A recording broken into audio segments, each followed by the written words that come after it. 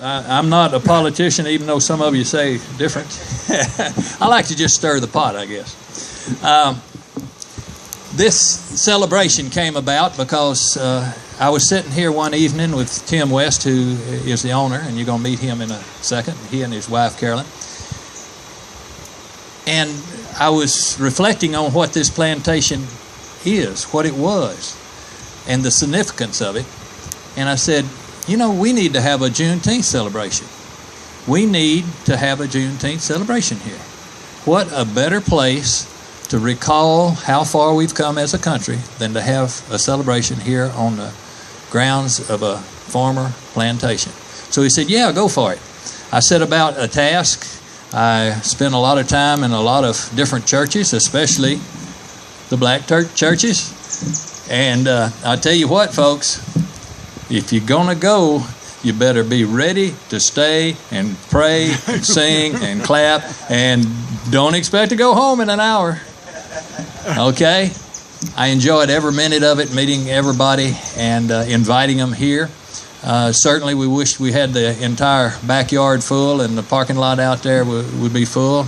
But we are where we are, and I do appreciate you coming out to hear what we have to say, the people that are going to be on this podium.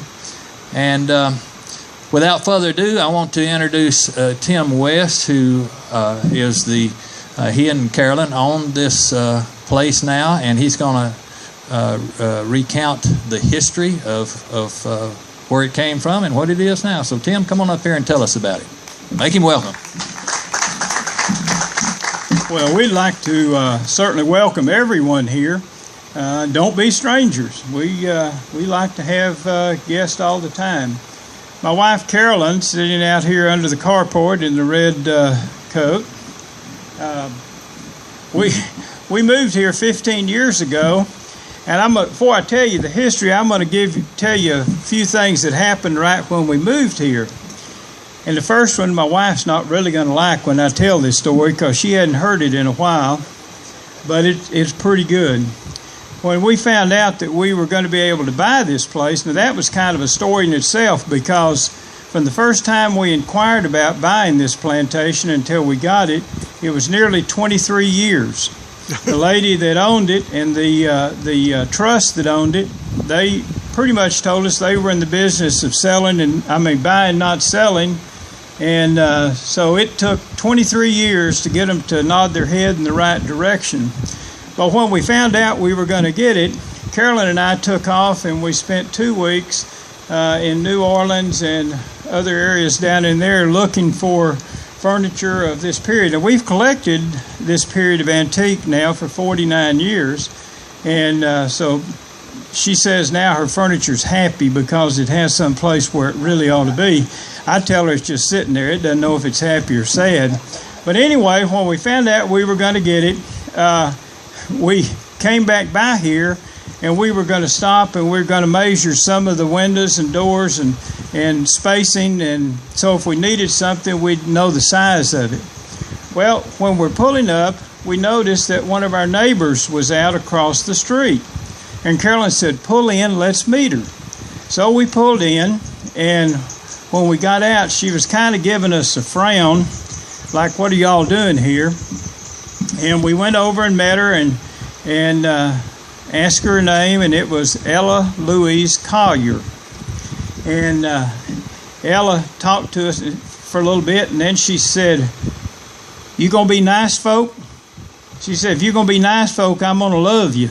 She said, "If you're not gonna be nice, I'm not gonna love you." Well, we told we were gonna be nice folk. Anyway, we talked for a few minutes, and then we turned around and we walked. We're going back to our car, and we hear her say, "Why, she's wide in the behind." And it just kind of stops you in your tracks.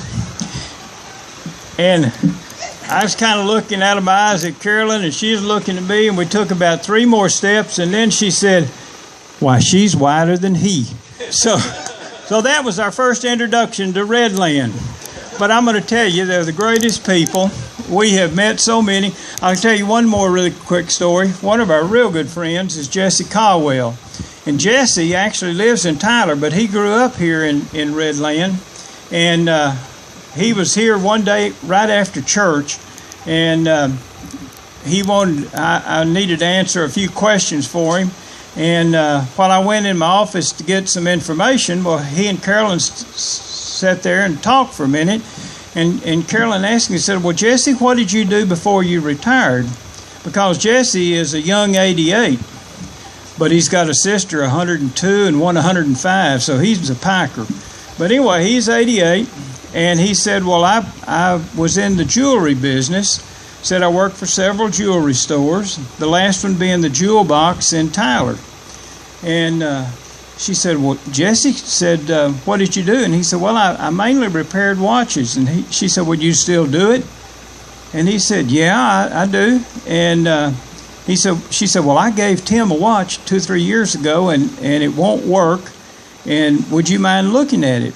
And he said, no, that'd be fine. So we get the watch. Here he is just from church. He reaches in his pocket and pulls out a jeweler's loop. Now, he'd been retired for about 25 years, but he had the jeweler's loop. And he looks at that watch over and over, and he said, I can fix it.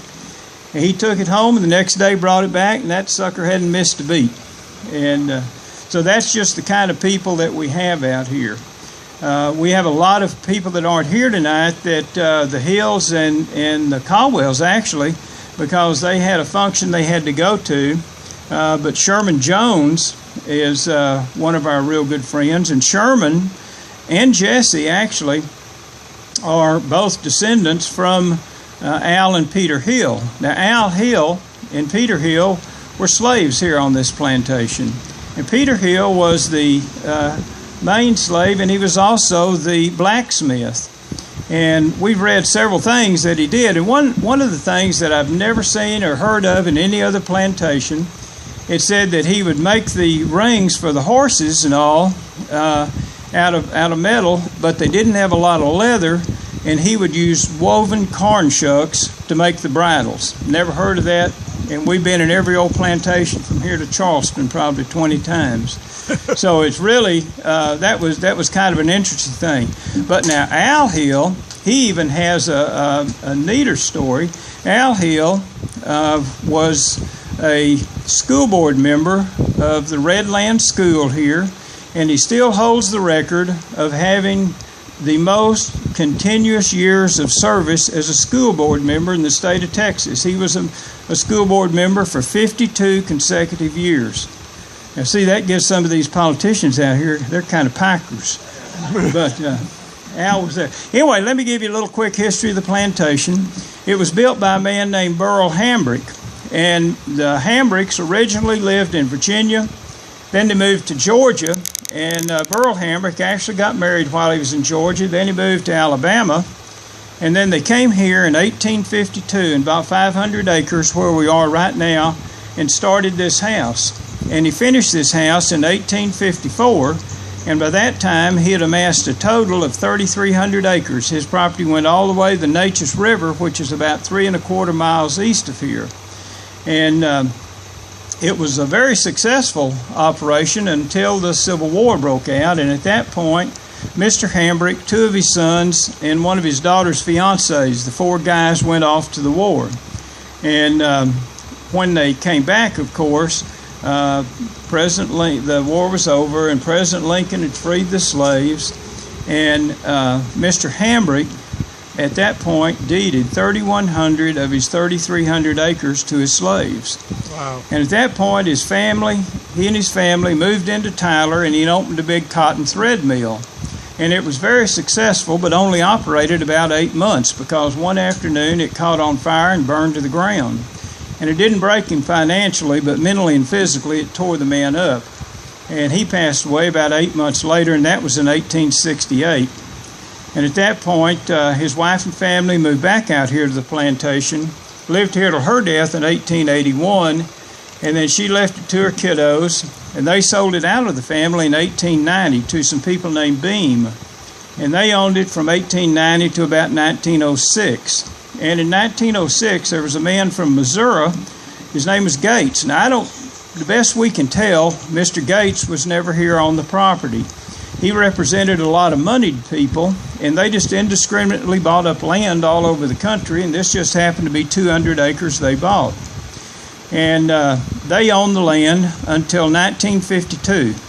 And in 1952, there was a Tyler lady and her husband, and they were coming back from Dallas. And he said, why don't we take that new road from Canton to Tyler? You know, we think of roads as having been here forever, but they haven't. This road wasn't put in until 1952. And so they're driving along, and they come by this house, and she looks up there, and she said, I've got to have it. That's my project. Well, the reason she needed a project, that year and a number of years, she was a national director of garden clubbing. And that year, the national theme was restoration. Well, everybody else bought them a table or a chair to restore.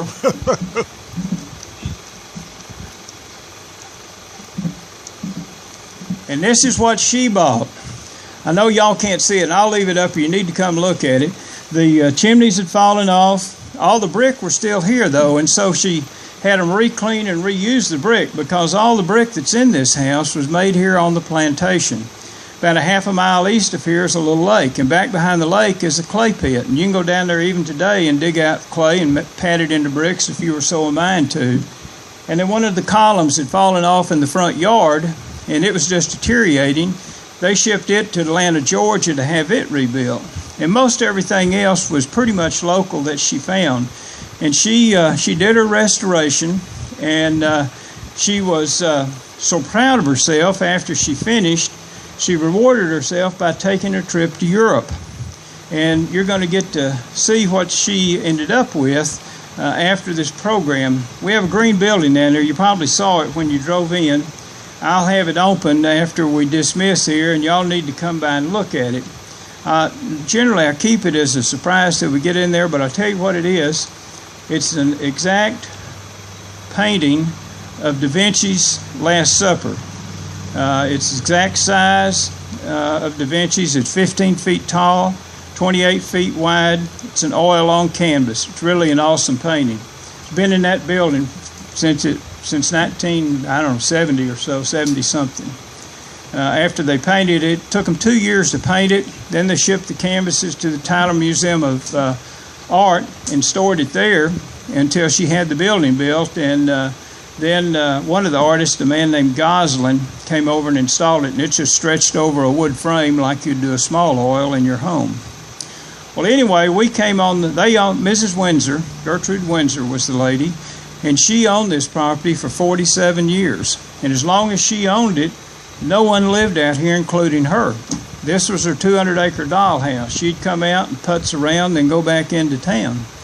And she passed away in 1995. She was 101 at that point. And we actually ended up buying it out of her estate. It was never on the market. That's a long story. We'll be here all night on that one. But anyway, we're glad we're here. We've been here 15 years. Just 2 months ago, we got our last daughter and her family down here. When we moved here 15 years ago out of the Metroplex, and all three of our children and my 8 grandkids live within about 8 miles of us, and we saw them all pretty much every day. And when we moved down here, they thought we had abandoned them. But now they're all down here, so that's a good thing. Doc, that'll do me. Thank you. Y'all come up.